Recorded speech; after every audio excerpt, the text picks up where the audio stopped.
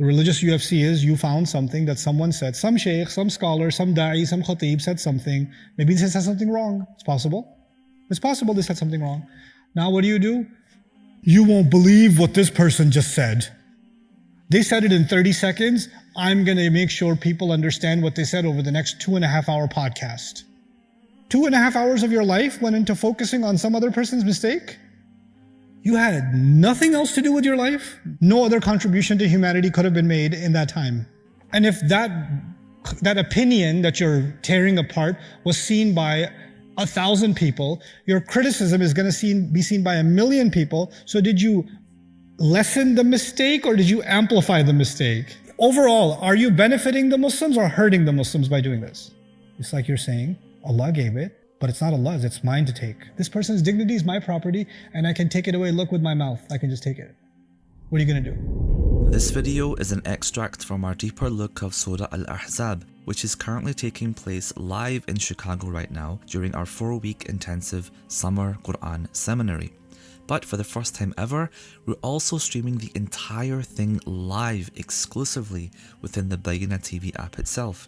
It will not be here on YouTube or social media.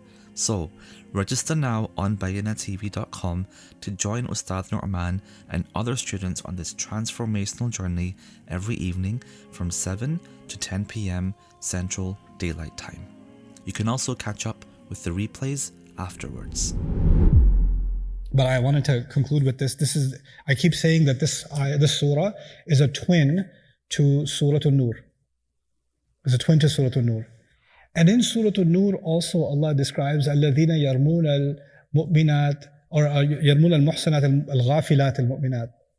People who make accusations against good family women that have no clue what the talk is. They have no idea what's going on. And they're just believing women. And Allah used the same kind of language He used before for people who try to hurt the Prophet. لُعِنُوا فِي الدُّنْيَا وَالْآخِرَةِ. He used the same.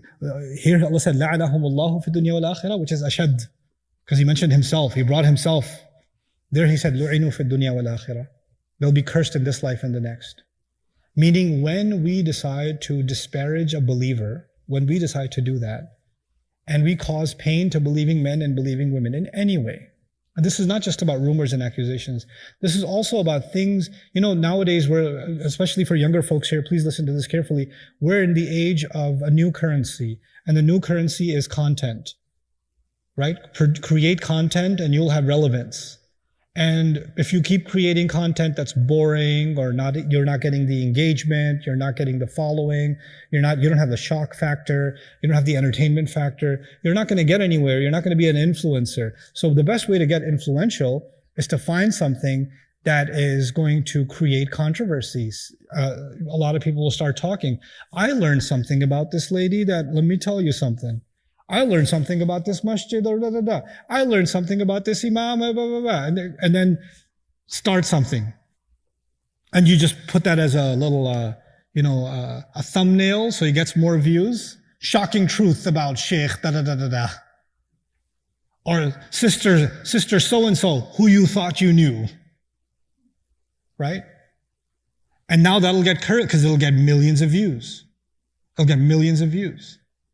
So this is done, one, to expose people's personal lives or, create doubts about their character. But it's another thing that's being done now. Now I call it the religious UFC.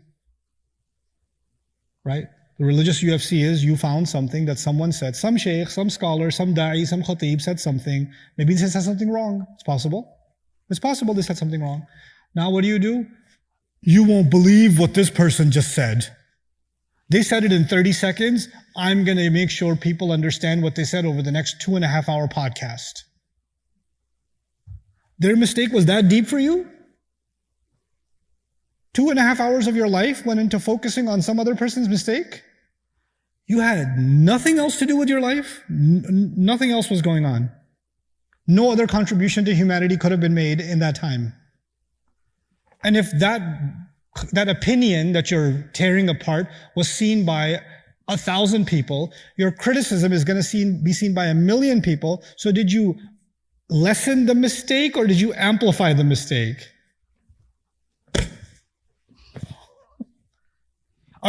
Overall, are you benefiting the Muslims or hurting the Muslims by doing this? hurting the Muslims. الذين يؤذون المؤمنين والمؤمنات بغير ما اكتسبوا. What is most Islamic content becoming? Most content online, if you look for Islamic content, does most of it have to do with actually learning something productive or undoing somebody else? Refutation of this, expose of that, the true story behind this one, the false narrative of that one, the kufr of this one, the ridda of, oh my God. Oh my God. This is Islam? Thousands of hours of this? Thousands of hours. And then who's got time to study Surah Al-Ahzab, man? Who's got time? That's a lot of work. I'd rather just listen to dirt on this sheikh I used to, and then people at the bottom, mashallah, jazakallah khairan, you saved me. I used to listen to this person and now Allah has saved me. Jazakallah khairan. Now I know he's a real shaitan. Thank you so much. You just recorded your adha. And when you say something stupid, it comes out of your mouth and it disappears into the universe. The angels recorded it, but it's not being echoed. You're not going around saying it all the time. You made a comment online, you made a video online, and you did it 50 years ago. People are still coming and watching that and adding to your sin over and over and over and over again. Are they not? You wrote a hit piece about someone, it fed your ego. You really took them down. What did you get out of it? You got a continual penalty, a boulder that keeps getting bigger and bigger and bigger and bigger, and you're walking around like ain't nothing. فَقَدْ احْتَمَلُوا بُهْتَانًا وَإِثْمًا مُبِينًا. If Muslims had this mindset, I'm telling you, the way we deal with people we like and the way we deal with people we don't like, the people we agree with, the people we don't agree with, I think the amount of content online would drop dramatically. Like there would be like a 60% reduction in content if Muslims were living by this. And the problem is, if you're not going to produce this adha, then what are you going to produce? Right? Because I need content. And by the way, who consumes that content? You know who consumes that content? I call them bottom feeders. Because when you produce filth, who's going to eat filth? People that like eating filth. Right? Here you have a surah that's telling you, I want to remove filth from the household. And here we have cultures that are promoting filth, celebrating filth, going around forwarding the filth. Did you see this? Oh my God, that was amazing. Or did you see this? Astaghfirullah, it's so bad. I hope it's not true. Forward it to the rest of your family though.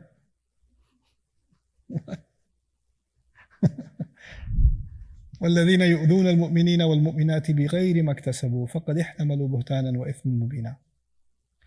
The toughest, last thing I'll say to you about this, the toughest people, I think the quality of toughness in the Quran is sabr.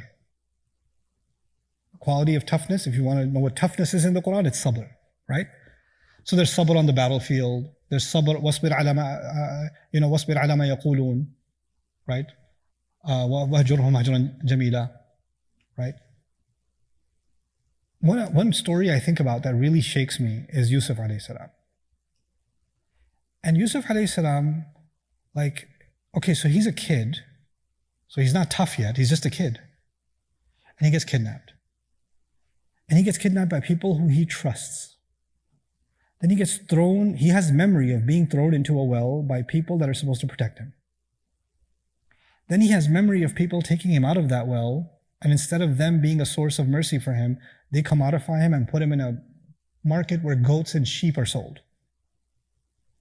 Then from there, he finds some relief. Maybe this man is going to treat me well, and things are going okay for a little bit, and he ends up having to deal with a psycho lady that's obsessed with him. Then he has to spend time in jail. Years of his whole youth spent in jail. Is that an easy life? If you read the story carefully, do you ever hear him complaining? In fact, one of the worst episodes of his life was the jail. And in jail, he's talking to other prisoners saying that Allah has done a huge favor on me and my family. He's optimistic in jail. And with no possibility of parole, no possibility of a hearing, nothing. And he's optimistic, and Allah has done a huge favor on my family. I come from the legacy of Ibrahim alayhi salam. That's the conversation in jail. Why am I bringing that up? He gets out of jail. He becomes a minister. He's in a position of power. Everything's changed. And then his brothers are in front of him. Okay. Has he been through pain in his life? I mentioned some episodes of his pain, and me saying them doesn't begin to cover what he must have actually felt. What must it have been like being in a freezing cold well with, snakes, insects, mud, hypothermia, fevers going up and down, calling for Baba? I look at my child and I think of Yusuf alayhi salam. I have to stop thinking. Right? He's gone through pain, and now he's standing in front of his brothers. Does he tell them who he is? He doesn't. He doesn't tell them who he is. And then this whole scheme of accusing Binyamin of stealing. And what did they say? They said, oh, he stole? No surprise. He used to have a brother who's a thief too. That's what they said. Who are they referring to? He used to have a brother who was a thief too. Yusuf alayhi salam. That man has gone through so much pain, and now he's hearing painful words again. You would think these words are no comparison to the life in jail, to the humiliation that the minister's wife caused, to the kidnapping, to the beating, to the years of suffering, and now he's hearing painful words from his own family, yes? Allah says for the first time, أَسَرَّهَا يُوسُفُ فِي نَفْسِهِ وَلَمْ يُبْدِهَا لَهُ. Yusuf kept it, meaning the al-huzn al-shadid, wal-ghadab, wal-ghayth, right? The frustration, the anger, the anxiety, the humiliation, al-dhillah. He kept it all inside of him. وَلَمْ يُبْدِهَا لَهُمْ. And he didn't let them see it. He didn't show it to them. For the first time you're describing Yusuf alayhi salam in pain. And the ha in sarraha is mighty, because it's not even capturing one emotion. Ha is here lil jama'. So many emotions were just raging into him. The pain is overwhelming, and he's in his heart, he's saying, Antum sharrul makanan, you're even worse than you used to be. That's what he's saying to them in his heart. Why am I telling you all of this? Because words are real pain. I mean, a man's life in pain, and Allah didn't describe his pain. And he's there and he's hearing these words, and he's in pain. وَالَّذِينَ يُؤْذُونَ الْمُؤْمِنِينَ وَالْمُؤْمِنَاتِ بِغَيْرِ مَا اكْتَسَبُوا فَقَدْ احْتَمَلُوا بُهْتَانًا وَإِثْمًا مُبِينًا. For Allah to record that moment and what he felt inside of him, and he kept it inside. For Allah to record that moment of pain as opposed to what he felt when he was in the well. What fear he felt and what sadness he felt when he was in the jail. What disappointment he felt, what betrayal he felt when when his brothers were beating him and taking him. What longing for his father he felt when he was a servant. What, frustration and resentment and anger he felt towards an unjust criminal justice system. None of it. None of those emotions have been described. That one emotion, when painful words were given, are described. Does the Quran put weight on words? Does the Quran put weight on sharp comments? On humiliation, done directly, indirectly, side jabs, snickering comments, scoffing. This book goes as far as to say, what are the crimes of the kuffar? ثُمَّ النَّظَرُ ثُمَّ عَبَسَ وَبَصَرَ ثُمَّ أَدْبَرَ وَاسْتَكْبَرَ لَيُزْلِقُونَكَ بِأَبْصَارِهِمْ لَمَّا سَمِعُوا الذِّكْرَ. Right? وَلَّا مُسْتَكْبِرًا كَأَنَّهُ لَمْ يَسْمَعْهَا. Quran over and over again. What is it? The anger, the ego on the face, the way they stare at you, the way they make faces at you, the way they want to look at you and to make you fall over, the way they turn their heads and walk away. Body language. Body language is recorded in the Quran because it causes pain. Because even if you didn't say a word, can your face cause pain? Can you make someone feel worthless by the face you make? by the body language you make, by the way you do this, or can you do that? These ayat are very heavy. It was easy to read about the honor of the Prophet ﷺ and the munafiqun who are causing him pain because there's a level of distance between us and that. But Allah took that sentiment and said, if you love your Prophet, then you will love everyone that he loves. You will love everyone that he loves. And who does he love? النَّبِيُّ أَوْلَى بِالْمُؤْمِنِينَ مِنْ أَنفُسِهِمْ. So if you love him and you honor him, directly as a result, you will honor other believers. Even when you have a disagreement with them. Even when you have a disagreement. It's, you know, when I was teaching Surah An-Nur many years ago, inshallah I'll teach it again next year. There's this hadith that just, I failed to make sense of this hadith for so long because it's so like out of this world. He's doing tawaf. Rasul Sallallahu Alaihi Wasallam is doing tawaf. And he has such an attachment to the Kaaba that he's talking to the Kaaba. He used to talk to the Kaaba. Can you imagine the level of attachment? Ma a'zamaki, ma a'zama hurmataki. How amazing you are. How amazing your sanctity is. How sacred you are. How great your sacredness is. And he says, وَالَّذِي نَفْسِي بِيَدِهِ, and I swear by the one who holds my life in his hands. I swear by Allah who's holding my life in his hands. The sanctity of a believer is greater than yours. That's what he tells the Kaaba. To Allah, the dignity of a Muslim is more valuable than the dignity of the Kaaba. The center towards every Muslim's prayer, the direction of every believer's prayer. And Allah says, no, the ruh that Allah put inside a human being and that ruh decided to believe, the ruh that all the angels were made to do sajda to, and then that ruh decided to turn back to Allah, that ruh that هُوَ الَّذِي يُصَلِّي عَلَيْكُمْ وَمَلَائِكَتُهُ لِيُخْرِجَكُمْ مِنَ الظُّلُمَاتِ إِلَى النُّورِ, that soul, that is sacred to Allah. That is sacred to Allah. أَنْ يُظَنَّ بِهِ إِلَّا خَيْرًا. أَلَّا يُظَنَّ بِهِ إِلَّا خَيْرًا. That hadith ends, his money, his blood, his life, and that nothing but good should be thought about him. That's the sanctity of a believer. SubhanAllah. When Allah said, وَلَقَدْ كَرَّمْنَا بَنِي آدَمَ, we honored the children of Adam. Just stop and just think about what he said. We honored the children of Adam. When Allah gives something, do you get to take it away? When you try to take away something Allah gave, is that a crime against a person or a crime against Allah? It's a crime against Allah. It's like you're saying, Allah gave it, but it's not Allah's, it's mine to take. I can take it when I feel like it. It's my property. This person's dignity is my property, and I can take it away. Look, with my mouth, I can just take it. What are you going to do? This is why in Surah An-Nur, when somebody's talking about somebody else, immediately you're supposed to say, Subhanaka ma yakunu lana an natakallama bihadha. How perfect you are, Ya Rabb. We just committed an act of blasphemy against you. It's not okay for us to be talking about this. Where did that Quran go from Muslim consciousness? Where did that Quran go?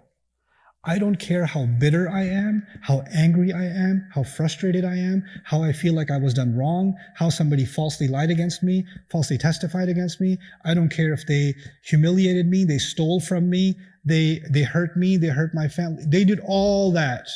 If they did all that, I still don't have a right to humiliate them. I don't have that right.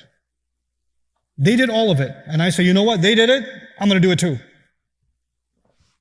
What they do is between them and their Rabb. What they do is between them and their Rabb. They can tell a story about me. They can spread things about me. They can cause me unthinkable damage and not think a thing of it. They can even think that them humiliating me is a righteous cause. They could do that. They could do that. It's okay. Do it. It's okay. I know nobody's innocent. I'm not innocent. You're not innocent. But I also know that Allah's justice is not the same as mob justice. If someone's not innocent, there's a way to deal with that lack of innocence. There's either the court of law or the divine court. That's it. Those are the two courts. Any other court is this وَالَّذِينَ يُؤْذُونَ الْمُؤْمِنِينَ وَالْمُؤْمِنَاتِ. This is the court. And if I'm taking you back as a last comment, if we go back to what Allah said in this surah, مَا كَانَ لِمُؤْمِنٍ وَلَا مُؤْمِنَةٍ إِذَا قَضَى اللَّهُ وَرَسُولُهُ أَمْرًا أَنْ يَكُونَ لَهُمُ الْخِيَرَةُ مِنْ أَمْرِهِمْ. It's not possible for a believing man and a believing woman, when Allah has made a decision about a situation, on any issue, Allah has made a decree that they have any choice in their own situation. They don't get to make their situation an exception to God's rule and say, no, that is God's rule, but I'm really mad right now. That is God's rule, but I need to finish writing this post. That is God's rule, but let me finish this comment and hit send, then I'll go back to God's rule. You don't have that. If you're a believer, you don't have that choice. So if you feel like you have that choice and you exacted that choice, what does that say about your state of belief? Because that ayah is only for who? Believing men and believing women. And if that's not something you feel you can handle, you still feel you have choice, well then clearly this ayah is not talking to you. It's talking to people who actually believe. Allah protect our iman. Allah make us a people of tawbah. Allah give us control over our tongues, that we don't be held responsible for causing pain to Allah, to His Messenger, to the believing men and the believing women. I know that I said that's the last comment. This is the last comment. The last comment. Munafiqun used to humiliate believers. They used to try to humiliate the believers. In Surah Al-Munafiqun, they called the Muhajirun the dogs of Makkah. The dogs of Makkah. Can you imagine? You know what Allah said? Allah said, وَلِلَّهِ الْعِزَّةُ وَلِرَسُولِهِ وَلِلْمُؤْمِنِينَ. Allah said, and dignity and honor belong exclusively to Allah and His Messenger and the believers. Allah put three of them in one line. In these ayat, you saw Allah and His Messenger in the first one, and then the believing men and women in the second one. In Surah Al-Munafiqun, just like that, He put them all together, because this is one unit to Allah, which means it works forwards and backwards. When you say something unbecoming about Allah, you've offended His Messenger and you've offended all of the believers. When you attack the Messenger of Allah, you've tried to attack Allah and you've attacked the believers. When you attack the believers, you have attacked the Prophet and attacked Allah. All for one for all. That's the principle. If that's the guiding principle for the Muslims, wallahi, we are the most powerful nation on earth. Wallahi al-azim. You don't have to bring about political reform and this reform. If we just live just this. First step to unity. Stop creating disunity. First step to unity. Stop causing pain. First step. Just live this. A million people start living this. 1 billion people start living this. The planet looks different. The earth looks like a different place. May Allah Azza wa Jalla allow us to see that day. بارك الله لي ولكم في القرآن الحكيم ونفعني وإياكم بالآيات والذكر الحكيم. السلام عليكم ورحمة الله تعالى وبركاته. Hey guys, you just watched a short clip from this surah. What I want you to do now is go through the entire surah with me. It's called the Deeper Look series, and you can catch it on bayinatv.com under the Deeper Look section. So get started.